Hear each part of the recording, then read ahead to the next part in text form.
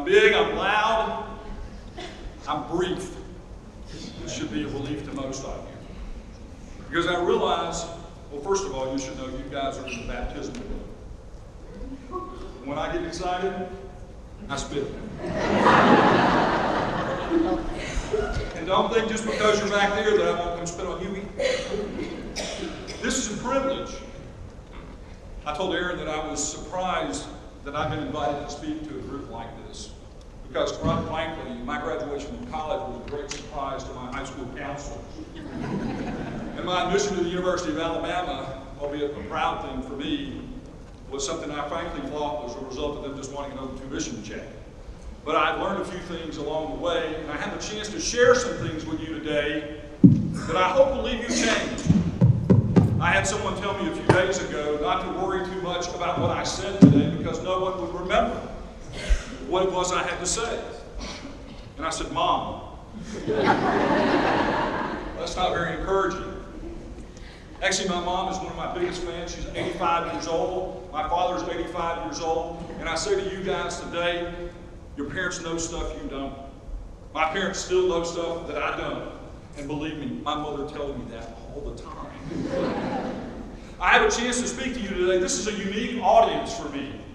Normally, I'm speaking to a bunch of people that are kind of the same. I don't have graduating high school seniors who are so bright and intelligent and the parents who are so proud and who have encouraged and loved these children through their troubles, their trials, their victories. You've shouted for them in joy. It's an unusual group for me, quite frankly.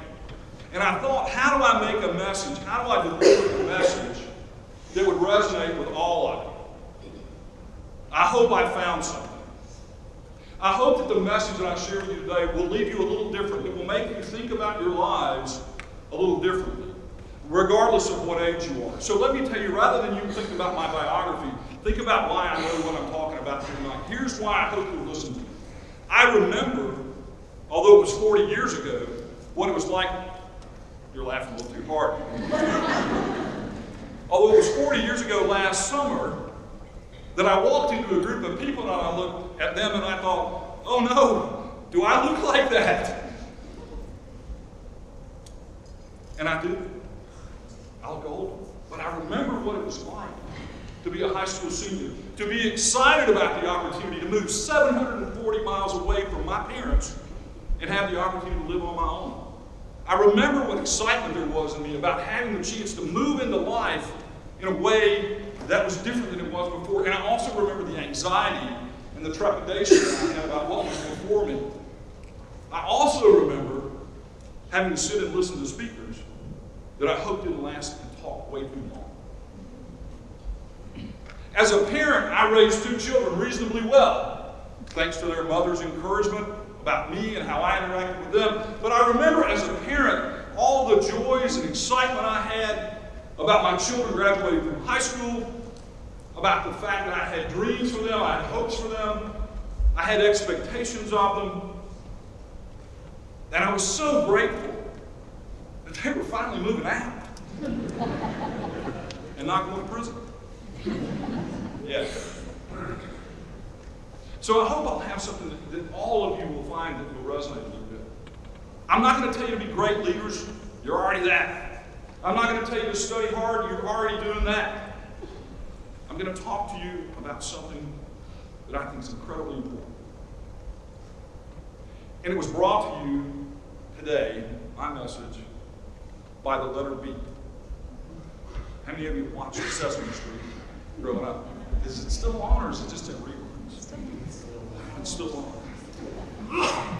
Brought to you by the letter B. If you don't remember anything else, that will trigger in you perhaps some of the things that I shared with you tonight. We all paint on a canvas. We're all painters of a sort on a canvas of our own lives. And you guys have done a lot of painting already. And your parents have done even more. Your family has done even more. And for some of us, there's not nearly as much canvas left as there is for other people. So when I talk to you tonight about painting your canvas, no matter how old you are or how young you are, the canvas you have left to paint on in your life. And I said it was brought to you by the letter B. So the first thing I'd like to tell you tonight is to be kind. The world has become a challenging place with tribalism and conflict and social media that wants to provoke us into disagreeing about things with people we don't even know. And a mass media that does the same thing, that appeals to our lowest and basest instincts and wants to thrive a bit on our fear.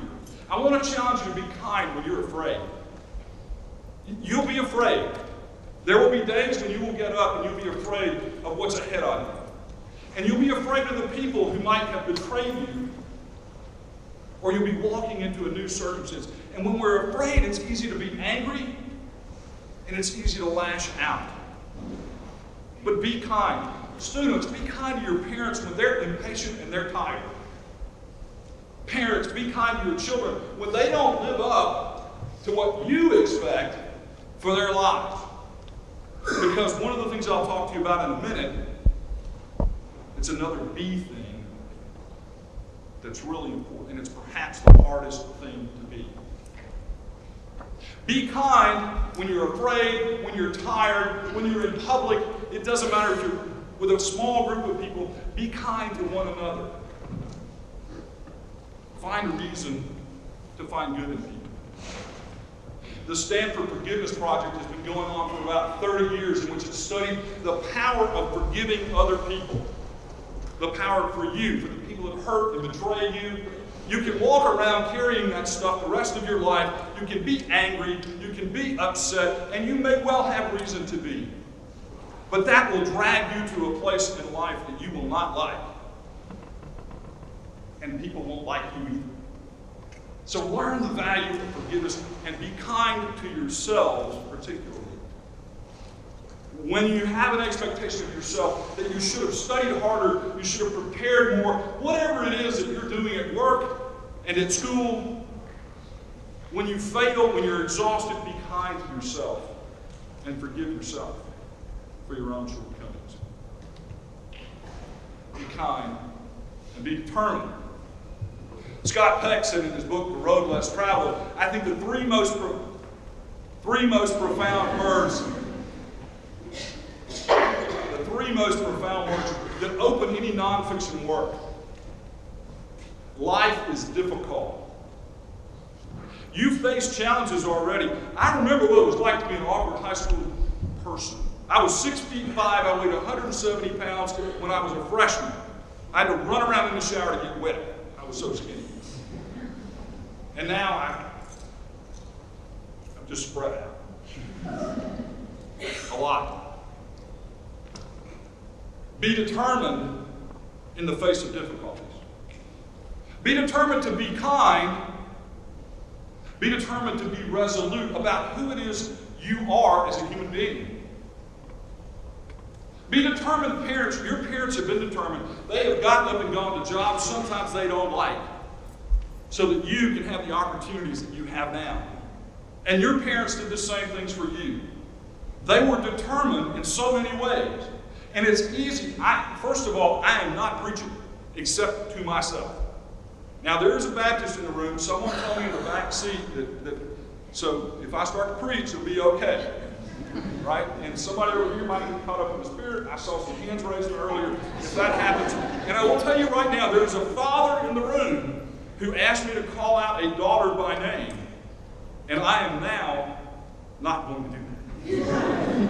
I see the relief in your face. Be determined to be kind. Be determined to get up and go anyway when you don't feel like it. I'm tired. I know. But that's not always a good reason to not get up. There are days when I don't want to get out of bed and face certain challenges. Frankly, there's been a lot fewer since I left the banking business after 30-odd years. And getting out of the day in, day out things that were related to that, the bureaucracy. But I had to be determined to get through many, many, many changes in life.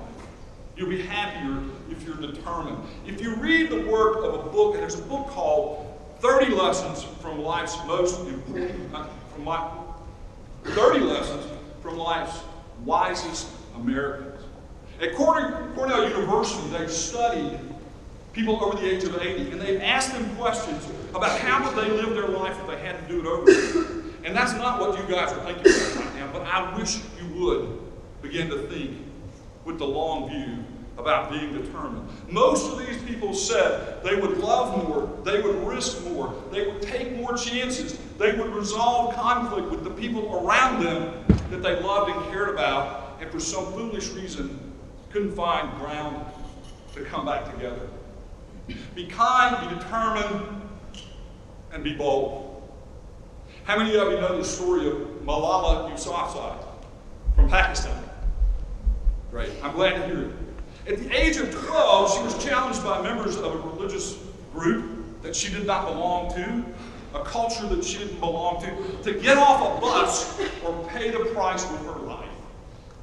And she refused because in that culture, a woman getting an education was for some reason bad. And she was shot in the head at 12 or 13 years old. And she survived and won a Nobel Prize. She's bold. Be bold. You guys are not used to this. But eventually in life, if you find out you haven't failed at something, you're not taking enough risk. Go out and be bold to fail at something. To fail at something you desperately want to do. To travel to a place or to try to set up a way to go and learn about another culture. There's so much in life that means taking a little bit of risk, and we perceive that if we leap, we'll fall into the abyss, when in fact what happens is the net meters. Be bold. Take the harder classes. Go to the different cultures. Do the things that make you feel a little ooh in your tummy. And that's an official psychological term. Ooh. Ooh. Say it with me. Ooh. Now, pat your head. Rub your stomach. Good. Y'all follow directions well. Be kind. Be determined. Be bold. And this is the hardest one. Be yourself. There is no path to misery that is faster and shorter than trying to be someone or something that you aren't. So I hear there are poets here. I hear there are writers here, and artists, and musicians, and you're all really smart, which is really cool. Another book that I refer to often that I read that had a profound impact on me is a book called Everything That Remains. And in it there's a profound line, and I'm going to not repeat it exactly the way it was written, but it said that social conventions are a merciless master. Now, social conventions serve us well sometimes. When I walk up to you and do this, you feel awkward, I shake your hand. Those kind of social conventions are good for us. A smile. Do my best up here. Don't let me struggle. A smile. Be yourself. Don't be what someone else expects of you. Now, I'm going to tell you once more, because I don't want your parents mad at me and put punching holes in my tires when I leave. Right? Your parents know more stuff than you do about life. But there's going to come a day when you have to disappoint parents and other people, and please do not hit me on the way out. Because you've had to disappoint other people in your life to be who you are. It's really hard. My friend Don graduated from medical school with honors, passed the exams to become a doctor, and never practiced a day in his life. And he had a lot of debt, which he paid back. In his heart, what he wanted to be was an artist. So if you want to be an artist, be an artist. If you want to be a lawyer, be a lawyer. If you want to be a rocket scientist and take us to Mars, like I hope to live long enough to see, be a rocket scientist. Don't always try to be what everyone else wants you to be, because you'll be miserable. And if parents, when you go home tonight, you might perhaps talk to your children about the fact that while uncomfortable, perhaps what I say is true. And if it's not, I don't live in Huntsville. So, actually I do. Start them out. Be yourself. So be kind, be determined, be bold, and be, for heaven's sake, yourself. Thoreau, who's one of my favorite writers and poets, said this: to be resolutely and faithfully what you are. And he also said, the mass of men live lives of quiet desperation. Please do not live a life of quiet desperation. Pursue what you believe you are meant on this earth to do. Now, there are speakers who do not know when to stop, who struggle to find an ending, who don't know how much time they've got left or if they're already done and they're starting to get the hook. I'm not that guy. I want you to be kind and be determined and be bold and be yourself. I want you to pick up a brush and let your brush be kindness as you paint your canvas. Let your brush be determination, and let your paint, the oils that you place on the canvas, let that be your boldness, and by being yourselves. No matter how old you are, no matter where you are in life, I quit a perfectly good job about a year or so ago and decided to pursue some things that I really loved. It's a pleasure. I wish you well. I feel like the dumbest guy in the room after hearing all these accolades that you have. I will give you a round of applause, and I will wish you God's will.